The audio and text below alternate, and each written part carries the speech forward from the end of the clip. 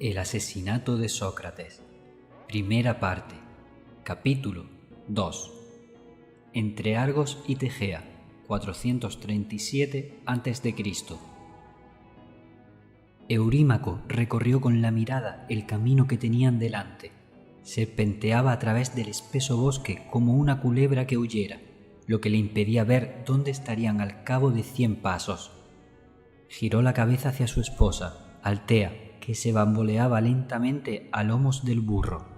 Cuando sus ojos se encontraron, Eurímaco sonrió a través de su encrespada barba castaña y se volvió de nuevo al frente. Espero que no quede mucho.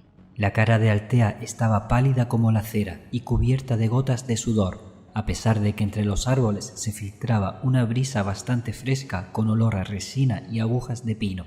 Como el niño sea delante, no sé qué vamos a hacer. Tras varios años intentándolo, su esposa había quedado encinta por primera vez.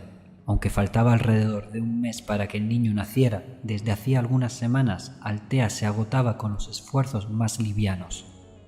El esclavo que los estaba guiando marchaba unos pasos por delante.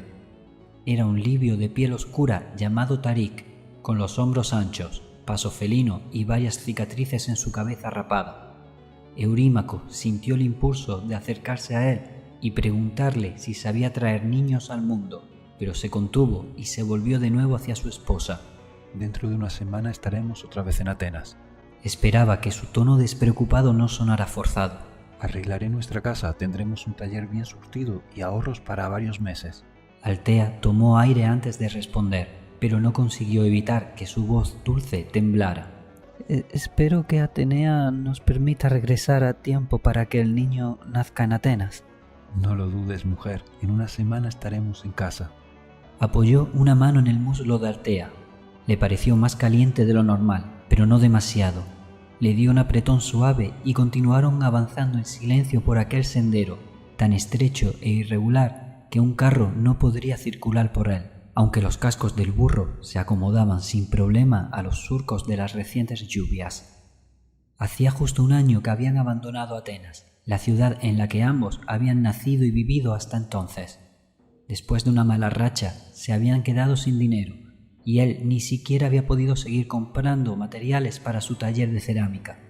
En ese momento los dioses nos trajeron a Pisandro. Recordó agradecido. Pisandro era un ceramista de Argos, propietario de algunas tierras que heredaría su primogénito. Su segundo hijo recibiría en herencia el taller de cerámica, y Pisandro quería que Eurímaco le enseñara a su vástago las técnicas y el estilo de cerámica de Atenas, más demandado que el que se practicaba en Argos. Eurímaco apartó la mano de la pierna de su mujer y palmeó con mimo las abultadas alforjas. Todo ha salido mejor de lo previsto. En la ropa y en las alforjas ocultaba pequeñas bolsas de cuero llenas de monedas de plata que sumaban la cantidad pactada por un año de trabajo. Pero además había llegado a un acuerdo por el que Pisandro le había permitido elaborar en su taller 5 vasijas de buen tamaño. Había trabajado en ellas durante semanas y eran las mejores que había hecho en su vida.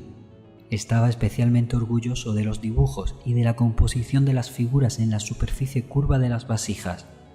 2 de ellas representaban la guerra de Troya, otras 2 mostraban escenas de jóvenes atletas compitiendo, y la última, a Odiseo atado al mástil de su barco para resistir el canto de las sirenas en su regreso a Ítaca.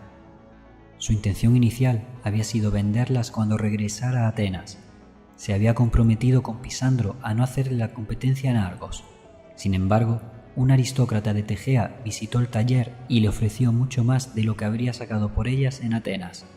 La única condición había sido que cuando las terminara se las llevara a Tegea, a 2 jornadas de marcha de Argos. Y a medio camino entre Argos y Esparta, se dijo con expresión sombría. No le hacía ninguna gracia acercarse a la ciudad de los espartanos.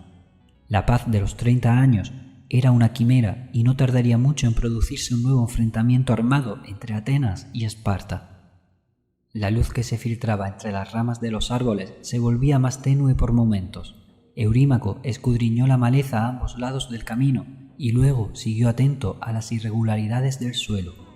Por fortuna para ellos, los espartanos habían hecho de la austeridad casi una religión, y en consecuencia su producción artística incluyendo la cerámica, era muy pobre. A cambio, dedicaban todo su tiempo al enfrentamiento físico y militar, lo que los convertía en los soldados de infantería más temibles que existían.